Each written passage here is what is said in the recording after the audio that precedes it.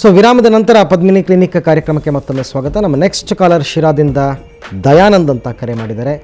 ದಯಾನಂದ್ ಹೇಳಿ, ಏನು ತೊಂದರೆ ಇದೆ ನಿಮಗೆ? ಸರ್, ಮದುವೆ 3 ವರ್ಷ ಆಯ್ತು. ಈಗ 1 ತಿಂಗಳ ಮೇಲೆ 12 ಡೇಸ್ ಆಗಿದೆ ಸರ್. ಅಂದ್ರೆ ಪ್ರೆಗ್ನೆನ್ಸಿ ಯಾವ ಟೈಮಲ್ಲಿ ಗೊತ್ತಾಗುತ್ತೆ ಸರ್? ಎಷ್ಟು ಡೇಸ್ ಆದ್ಮೇಲೆ ಗೊತ್ತಾಗುತ್ತೆ? ಇವಾಗ ಖಂಡಿತ ಗೊತ್ತಾಗತ್ತೆ ನಿಮಗೆ. 1 ತಿಂಗಳ ಮೇಲೆ 12 ದಿವಸ ಆಗಿದೆ ಅಲ್ವಾ? ಅವ್ರಿಗೆ ನಿಮಗೆ ಬಹಳ ರೆಗ್ಯುಲರ್ ಆಗಿ ಕ್ರಮಬದ್ಧವಾಗಿ ಋತುಚಕ್ರ ಆಗ್ತಾ ಇದ್ರೆ, ಈಗ ಪೀರಿಯಡ್ ಮಿಸ್ ಆಗಿ ಒಂದು 2-3 ದಿವಸದಲ್ಲೇ ಕೂಡ ಗೊತ್ತಾಗುತ್ತೆ. ಈಗ ಭಾಳ ಒಳ್ಳೆ ಟೆಸ್ಟ್ ಕಿಟ್ಸ್ಗಳು ಬಂದಿದೆ, ಈಗ ಪ್ರೆಗ್ನೆನ್ಸಿ ಟೆಸ್ಟ್ ಕಿಟ್ಗಳು. ಅದರೊಳಗೆ ಮಾಡ್ಕೊಂಡಾಗ ಭಾಳಷ್ಟು ಸಲ ಅದರದನ್ನು ಬಹಳ ಬೇಗ ಗೊತ್ತಾಗುತ್ತೆ. ಈಗ 12 ದಿನ ಮುಂದೆ ಹೋಗಿದೆ ಅಂತ ಖಂಡಿತ ನೀವು ಈಗ ಪರೀಕ್ಷೆ ಮಾಡಿಸ್ಕೋಬೋದು. ಅದನ್ನು ಪರೀಕ್ಷೆ ಮೇಡಮ್, ಅದು ಯೂರಿನ್ ಟೆಸ್ಟ್ ಬರುತ್ತಲ್ಲ, ಪ್ರೆಗ್ನೆನ್ಸಿ ಟೆಸ್ಟ್ ಮಾಡಿದ್ದೀರಾ? ಅದು ಮಾಡಿದ್ವಿ ಮೇಡಮ್, ನೆಗೆಟಿವ್ ಬಂದಿತ್ತು ಮುಂಚೆ, ಅಂದ್ರೆ 8 ಡೇಸ್ ಇದ್ದಾಗ ಮಾಡಿದ್ವಿ ಮೇಡಮ್. ಹೌದಾ? ಸೊ ಅದೇ ನಿಮ್ಗೆ ಏನಾದರೂ ಅವ್ರಿಗೆ ಬಹಳ ಲೇಟಾಗಿ ಅವ್ರಿಗೆ ಮುಟ್ಟು ಬರ್ತಾ ಇದ್ರೆ ಇನ್ನೂ 1 ವಾರ ಬಿಟ್ಟು ಇನ್ನೊಂದು ಸಲ ನೋಡ್ಬೋದು. ಅದು ಇಲ್ಲಾಂದರೆ ಒಂದು ಸ್ಕ್ಯಾನಿಂಗ್ ಮಾಡಿಸಿ ನೋಡಿ, ಒಳಗಡೆಗೆ ಏನಾದರೂ ಗರ್ಭಧಾರಣೆ ಆಗಿರೋ ಸೂಚನೆ ಇದೆಯಾ ಅಂತ. ಸೊ ಇದು ಯಾವುದು, ಅದು ಅಥವಾ ನೀವು ಸ್ಕ್ಯಾನಿಂಗು ಅಥವಾ ಇನ್ನೂ ಒಂದು ರಕ್ತ ಪರೀಕ್ಷೆ ಇರುತ್ತೆ, ಬೀಟಾ HCG ಅಂತ ಹಾರ್ಮೋನ್ ಪರೀಕ್ಷೆ ಮಾಡೋ ಅಂಥದ್ದು. ಇದು ಯಾವುದ್ರೊಳಗೂ ಕೂಡ ಗರ್ಭಧಾರಣೆ ಥರ ಇಲ್ಲ ಅಂದಾಗ ಅದು ಬಹುಶಃ ಹಾರ್ಮೋನಿನ ತೊಂದರೆಯಿಂದ ಮುಂದೆ ಹೋಗಿರುತ್ತೆ ಅಷ್ಟೇ. ಹಾಂ, ಥೈರಾಯ್ಡ್ ಇದ್ದರೆ ನಿಮಗೆ ಅದನ್ನು ನೀವು ಸರಿಯಾಗಿ ಟ್ಯಾಬ್ಲೆಟ್ಸ್ ತೊಗೊಂಡ್ರೆ ಅದರಿಂದ ಕಂಟ್ರೋಲಲ್ಲಿದ್ದರೆ ಏನು ಭಯ ಪಡಬೇಕಾಗಿಲ್ಲ, ಖಂಡಿತವಾಗ್ಲೂ ಆಗತ್ತೆ. ಕಂಟ್ರೋಲ್ ಇಲ್ಲದೆ ಇದ್ರೂ ಮಾತ್ರ ನಿಮಗೆ ತೊಂದರೆ ಆಗೋದು. ಬಟ್ ಥೈರಾಯ್ಡಿಗೆ ನೀವು ಟ್ರೀಟ್ಮೆಂಟ್ ಸರಿಗೆ ತೊಗೊಳ್ತಿದ್ರೆ ಅದರಿಂದ ಏನು ತೊಂದರೆ ಆಗಲ್ಲ. ಮತ್ತು ಯಾವಾಗಲೂ ಒಂದು ಸಲ ಸ್ವಲ್ಪ ನೀವು ಮುಟ್ಟು ತಡೆದಾಯಿತು ಮುಂದೆ ಹೋಯಿತು ಅಂತ ಹೇಳಿದರೆ ಅಷ್ಟೊಂದು ಆತಂಕ ಪಟ್ಕೊಳ್ಳೋದು ಬೇಡ. ಅದು ಪದೇ ಪದೇ ಮುಂದೆ ಹೋಗ್ತಾ ಇದೆ ಅಥವಾ ನೀವು ಪದೇ ಪದೇ ಸರಿಯಾಗಿ ಆಗ್ತಾ ಇಲ್ಲ ಅಂದಾಗ ಏನೋ ತೊಂದರೆ ಇದೆ ಅಂತ ಅನ್ಕೋಬೇಕು. ಇವಾಗ ನೋಡಿ, ಈ ಸಲ ಮುಟ್ಟು ಬಂದ ಮೇಲೆ ಮತ್ತೆ ಸರಿಯಾಗಿ ಆಗಲಿಲ್ಲ ಅಂದಾಗ ವೈದ್ಯರ ಹತ್ರ ತೋರಿಸಿ ಯಾತಕ್ಕೋಸ್ಕರ ಇನ್ನೂ ಮಕ್ಕಳಾಗ್ತಾ ಇಲ್ಲ ಅನ್ನೋದನ್ನು ಒಂದು ಸಲ ಪರೀಕ್ಷೆ ಮಾಡಿಸ್ಕೊಳ್ಳಿ. ಓಕೆ. ಏನು ದಾವಣಗೆರೆಯಿಂದ ರಾಜು ಕರೆ ಮಾಡಿದ್ದಾರೆ. ರಾಜು ಮಾತಾಡಿ, ನನ್ನ ಧ್ವನಿ ಕೇಳ್ತಾ ಇದ್ರೆ ನಿಮ್ಮ ತೊಂದರೆ ಏನಿದೆ ಅಂತ ಹೇಳಿ.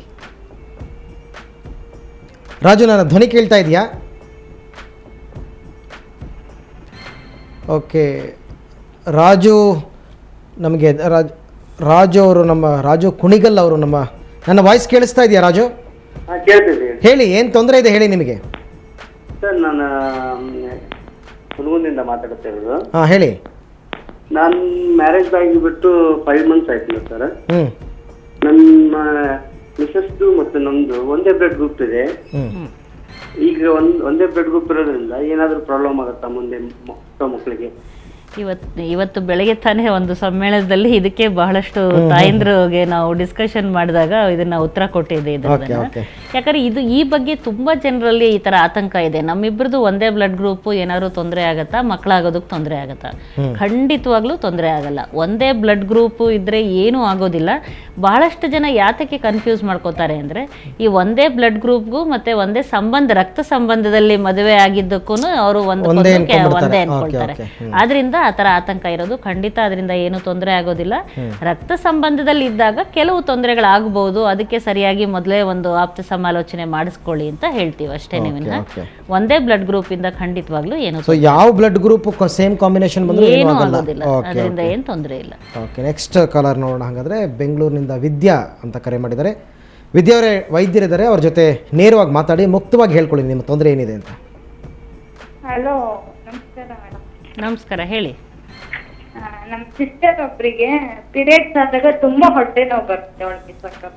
ಎಷ್ಟು ವಯಸ್ಸು ಅವ್ರಿಗೆ? ಅವಳಿಗೆ ಈಗ 15. 15? ಹಾ. 15 ವಯಸ್ಸು ಅಂದ್ರೆ ಈಗ ದೊಡ್ಡವಳಾಗಿ ಎಷ್ಟು ವರ್ಷ ಆಗಿದೆ? ಈಗ ಅವಳಿಗೆ 2-3 ವರ್ಷ ಆಗಿದೆಯಾ? ಒಂದು 2 ಇಯರ್ಸ್ ಆಗಿದೆ. 2 ಇಯರ್ಸ್ ಆಗಿದೆ. ಈಗ ಸ್ವಲ್ಪ ಮಟ್ಟಿಗೆ ಈಗ ಆ ವಯಸ್ಸಿನಲ್ಲಿ ಮುಟ್ಟು ಬಂದಾಗ ಸ್ವಲ್ಪ ಮಟ್ಟಿಗೆ ಹೊಟ್ಟೆ ನೋವು, ಬೆನ್ನೋವು ಈ ಥರ ಇರೋದು ಸಾಮಾನ್ಯ.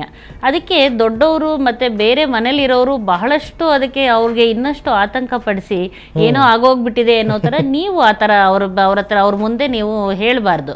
ಅವಾಗೇನಾಗುತ್ತೆ, ಅವ್ರಿಗೆ ಏನೋ ನನಗೆ ಆಗಬಾರ್ದಾಗಿದೆ, ತೊಂದರೆ ಆಗಿದೆ ಅನ್ನೋ ಇನ್ನಷ್ಟು ಗಾಬರಿ ಆಗುತ್ತೆ. ಆ ಗಾಬರಿಗೆ ಮತ್ತಷ್ಟು ನೋವು ಜಾಸ್ತಿ ಆದಂಗೆ ಅನಿಸುತ್ತೆ. ಆದ್ದರಿಂದ ಸಹಜವಾಗೇ ಸ್ವಲ್ಪ ಮೊದಲನೇ ದಿನ ಒಂದು ಸ್ವಲ್ಪ ಹೊಟ್ಟೆ ನೋವು ಬರ್ಬೋದು. ಸ್ವಲ್ಪ ರೆಸ್ಟ್ ತೊಗೊಳ್ಳೋದು ಅಥವಾ ಬಿಸಿನೀರು ಶಾಖ ಕೊಡೋದು, ಒಂದು ಸ್ವಲ್ಪ ಓಡಾಡೋದು, ಬಿಸಿ ನೀರಲ್ಲಿ ಸ್ನಾನ ಮಾಡೋದು, ಇದೆಲ್ಲ ಮಾಡಿದಾಗ ಹೊರಟೋಗುತ್ತೆ ಸ್ವಲ್ಪ ಹೊತ್ತಾದ ಮೇಲೆ. ಅದಕ್ಕೆ ಮತ್ತೆ ಏನೋ ಟ್ಯಾಬ್ಲೆಟ್ ಕೊಡೋದು, ಭಾಳ ಹೆದರ್ಸೋದು, ಇದು ಆ ಥರ ಎಲ್ಲ ಮಾಡೋವಂಥ ಅವಶ್ಯಕತೆ ಇಲ್ಲ. ಆದರೆ ವಿಪರೀತವಾದ ನೋವು ಬರ್ತಾ ಇದ್ದು ನಿಜವಾಗ್ಲೂ ಅವ್ರು ಬಹಳಷ್ಟು ಅನುಭವಿಸ್ತಾ ಇದ್ದರೆ ಒಂದು ಸಲ ಪರೀಕ್ಷೆ ಮಾಡಿ ಸ್ಕ್ಯಾನಿಂಗ್ ಒಳಗೆ ಬೇರೆ ಏನಾದರೂ ಇದೆಯಾ ಅಂತ ನೋಡಬೇಕಾಗತ್ತೆ. ಆವಾಗ ವೈದ್ಯರ ಹತ್ರ ತೋರಿಸಿ ಬೇರೆ ಯಾವುದೇ ರೀತಿ ತೊಂದರೆ ಇಲ್ಲ ಅಂದಾಗ ಹೆಚ್ಚಿನ ಆತಂಕ ಪಟ್ಕೊಳ್ಳೋದಂಗೆ ಅವ್ರಿಗೂ ನೀವು ತಿಳಿಸ್ಕೊಡ್ಬೋದು ಸರಿಯಾದ ರೀತಿಯಲ್ಲಿ. ಅಂದರೆ ಮೇಡಮ್, ಈ ಪೀರಿಯಡ್ಸ್ ಟೈಮ್ನಲ್ಲಿ ಅಲ್ಪ ಪ್ರಮಾಣದಲ್ಲಿ ಹೊಟ್ಟೆ ನೋವು ಬರೋದು ಅದು ಸಹಜ ಅಂತ? ಬಹಳ ಸಹಜ ಅದು. ಯಾಕಂದರೆ ಗರ್ಭಕೋಶದಲ್ಲಿ ಆ ಸಂಕುಚಿತಗೊಳ್ಳುತ್ತೆ ಸ್ನಾಯುಗಳು, ಅದನ್ನು ರಕ್ತಸ್ರಾವ ಹೊರಹಾಕಕ್ಕೆ, ಕ್ಲಾಟ್ಸು ಇದು, ಅದಕ್ಕೆ ಕೆಲವು ಪ್ರೋಸ್ಟಾಗ್ಲ್ಯಾಂಡಿನ್ ಅಂತ ಕೆಲವು ರಾಸಾಯನಿಕಗಳು ಅದರೊಳಗೆ ರಿಲೀಸ್ ಆಗುತ್ತೆ. ಅದು ಸ್ನಾಯುಗಳು ಸಂಕುಚಿತಗೊಳ್ಳೋ ಥರ ಮಾಡುತ್ತೆ. ಯಾಕಂದರೆ ಒಳಗಿರುವಂಥ ರಕ್ತಸ್ರಾವ ಎಲ್ಲ ಹೊರಗೆ ಹಾಕಬೇಕು ಅದನ್ನು. ಆದ್ದರಿಂದ ಸ್ವಲ್ಪ ಮಟ್ಟಿಗೆ ನೋವು, ಸಮ್ ಡಿಸ್ಕಂಫರ್ಟ್ ಅಂತ ಹೇಳ್ತೀವಿ, ಅದು ಇರಬಹುದು. ಅದನ್ನ ಹಾಗೇನೆ ಅವರು ಅದನ್ನ ಇಗ್ನೋರ್ ಮಾಡ್ಕೊಂಡು ಬಂದ್ಬಿಟ್ರೆ ಅದನ್ನ ಹಾಗೆ ಅಡ್ಜಸ್ಟ್ ಆಗತ್ತೆ. ಅದಕ್ಕೆ ಏನು ಮೆಡಿಸಿನ್ಸೇ ಬೇಕಾಗಿಲ್ಲ. ಅದಕ್ಕೆ ಅದನ್ನ ಅವರು ಹೇಳ್ಕೊಡ್ಬೇಕಷ್ಟೇ. ನೆಕ್ಸ್ಟ್ ಕಾಲರ್ ಇನ್ನು ಭದ್ರಾವತಿಯಿಂದ ಮಂಜುನಾಥ್ ಅಂತ ಕರೆ ಮಾಡಿದರೆ. ಮಾತಾಡಿ ಮಂಜುನಾಥ್, ಹೇಳಿ, ಏನು ತೊಂದರೆ ಇದೆ? ನಮಸ್ಕಾರ. ಹೇಳಿ. ನಮ್ಮ ಮಿಸ್ಸಸ್ಸಿಗೆ ಏನಂದ್ರೆ ಇವಾಗ ಅವರು ಮುಟ್ಟಾದಾಗ ಸಿಕ್ಕಾಬಿಟ್ಲೆ ಹೊಟ್ಟೆ ನೋವು ಆಗಂತೆ. ಅದಕ್ಕೆ ಅವರನ್ನ ಒಂದ್ ಸ್ವಲ್ಪ ಡಾಕ್ಟರ್ನ ಈಗ ತಾನೇ ಅದು ಹೇಳ್ತಾ ಅದೇ ತೊಂದರೆಗೆ ಅಲ್ಲ. ಈಗ ಎಷ್ಟು ವಯಸ್ಸು ನಿಮ್ಮ ವೈಫ್ಗೆ? ನಮ್ಗೆ ಮೇಡಮ್ ಅವರಿಗೆ 27 ವರ್ಷ. 27. ಇತ್ತೀಚೆಗೆ ಮಾತ್ರ ಆ ಥರ ಆಗಿತ್ತಾ? ಮೊದಲಿಂದ ಹಾಗೆ ಇದೆಯಾ ಅವ್ರಿಗೆ? ಮೊದಲಿಂದ ಹಾಗೆ ಇದೆಯಾ? ಹೌದು ಮೇಡಮ್. ಹಾಂ. ಇವಾಗ ಇನ್ನೂ ಒಂದು ಏನಂದರೆ, ಈ ಮುಟ್ಟಿನ ನೋವಿರೋ ಅಂಥ ಮುಟ್ಟಿನಲ್ಲಿ ಸರಿಯಾದ ರೀತಿಯಲ್ಲಿ ಅಂಡಾಣು ಬಿಡುಗಡೆ ಆಗ್ತಾ ಇದೆ ಅಂತ ಹೇಳ್ಬೋದು.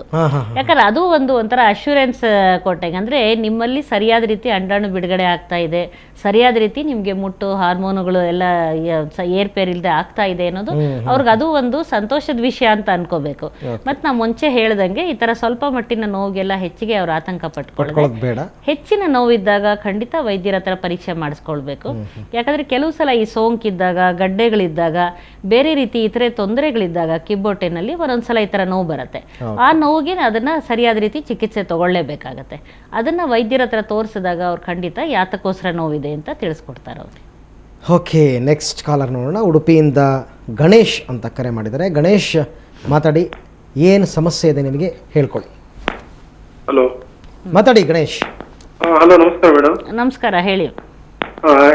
ನನ್ಗೀಗ 27 ಇಯರ್ ಮೇಡಮ್. ಹಾಂ. ನಾವು ಅದೇ ಈಗ ಅಂದ್ರೆ ಸೆಕ್ಸ್ ಬಗ್ಗೆ ಜಾಸ್ತಿ ಇದು ಆಸಕ್ತಿ ಇದೆ. ಅದನ್ನ ನಾವು ಯಾವ ರೀತಿ ಕಂಟ್ರೋಲ್ ಮಾಡಬಹುದು ಅಂತ ಹೇಳಿ. ಯಾಕಂದ್ರೆ ನನ್ಗೆ ಅನ್ಸುತ್ತೆ ನನ್ಗೆ ಜಾಸ್ತಿ ಇದು ಮಾಡ್ತಾ ಇದೀನೋ ಅಂತ ಹೇಳಿ ಅನ್ಸುತ್ತೆ, ತಪ್ಪು ಅನ್ಸುತ್ತೆ ಆತರ. ಅದಕ್ಕೆ ಯಾವ ರೀತಿ ನಾವು ನಮ್ಮನ್ನು ಕಂಟ್ರೋಲ್ ಮಾಡ್ಬೋದು, ಅಥವಾ ಈ ಏಜ್ ಅಲ್ಲಿ ಇದು ಮಾಮೂಲಿಯಾ? ಈ ವಯಸ್ಸಲ್ಲಿ ಬಹಳ ಸ್ವಲ್ಪ ಮಟ್ಟಿನ ಹೆಚ್ಚಿನ ಒಂದು ಲೈಂಗಿಕ ಆಸಕ್ತಿ, ಅದ್ರ ಬಗ್ಗೆ ಪದೇ ಪದೇ ಅದರ ಭಾವನೆಗಳು ಬರೋದು ಬಹಳ ಸಹಜ. ಬೆಸ್ಟ್ ಟ್ರೀಟ್ಮೆಂಟ್ ಅಂದರೆ ಯಾವಾಗಲೂ ಡೈವರ್ಷನ್ ಅಂತ. ಇದು ಮೆಂಟಲಿ ಡೈವರ್ಷನ್. ಯಾವಾಗಲೂ ನೀವು ಬ್ಯುಸಿಯಾಗಿ ಇಟ್ಕೊಳ್ಳಿ, ತೊಡಗಿಸ್ಕೊಳ್ಳಿ, ಬೇರೆ ಓದೋದಾಗಲಿ, ಬೇರೆಯವ್ರ ಜೊತೆ ಮಾತಾಡ್ತಾ ಇರೋದು, ಆ ಥರ ಎಲ್ಲ ಇದ್ದಾಗ ನಿಮಗೆ ಸೆಕ್ಸ್ ಭಾವನೆಗಳು ಹೆಚ್ಚಿಗೆ ಮನಸ್ಸಿನಲ್ಲಿ ಬರೋದಿಲ್ಲ. ಆದ್ದರಿಂದ ಆದರೂ ಕೂಡ ಈಗ ಇನ್ನೂ ಒಂದು ಏನಂದರೆ, ಈಗ ಮದುವೆಗೆ ಹತ್ತಿರವಾಗಿರಬೇಕಾದ್ರೆ ಹುಡುಗಿನ ನೋಡ್ತಾ ಇರ್ತೀರಾ, ಮದುವೆ ಮಾಡ್ಕೊಳ್ಬೇಕು ಅನ್ನೋ ವಯಸ್ಸು ಬಂದಾಗ ಸ್ವಲ್ಪ ಇನ್ನೂ ಹೆಚ್ಚಿನ ಭಾವನೆಗಳು ಬರೋದು ಬಹಳ ಸಾಮಾನ್ಯ.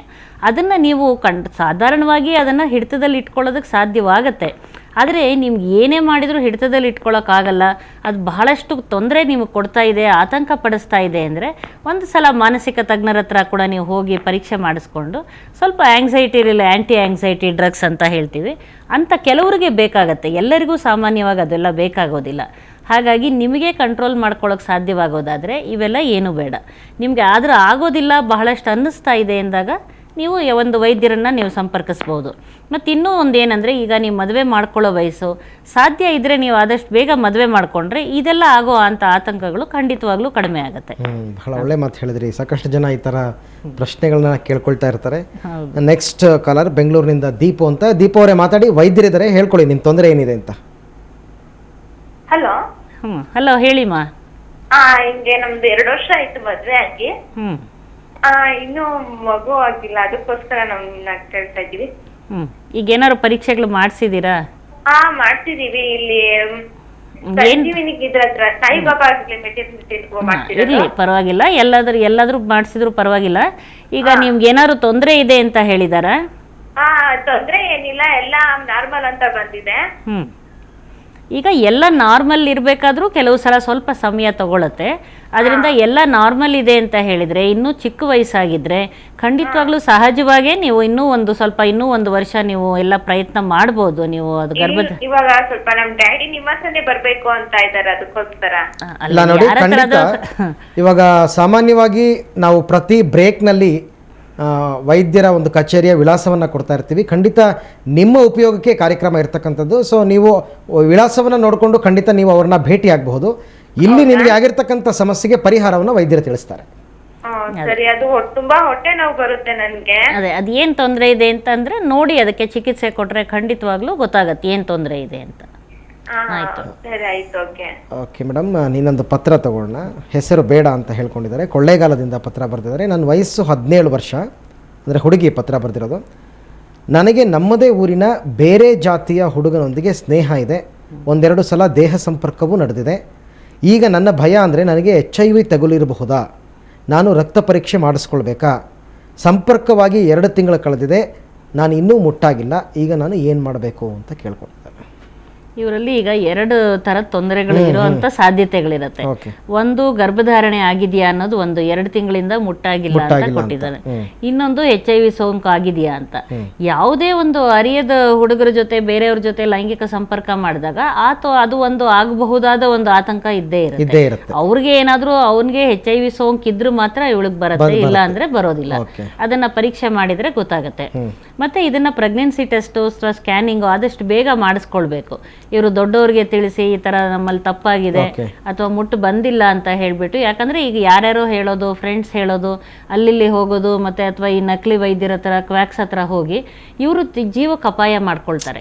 ಈ ತರ ಇರ್ಬೇಕಾದ್ರೆ, ಯಾಕಂದ್ರೆ ಮ್ಯಾರೇಜ್ ಆಗಿಲ್ಲ, ಡಾಕ್ಟರ್ ಹತ್ರ ಹೋದ್ರೆ ಅವರು ನಗ್ತಾರೇನೋ, ಬೈತಾರೇನೋ, ಅಥವಾ ಹೆಂಗ್ ಹೋಗೋದು ಏನು ಅಂತ ಹೇಳ್ಬಿಟ್ಟು ನಕಲಿ ವೈದ್ಯರ ಹತ್ರ ಹೋಗ್ಬಿಟ್ಟು ಇನ್ನಷ್ಟು ಅವರು ತೊಂದರೆಗೆ ಈಡಾಗ್ತಾರೆ.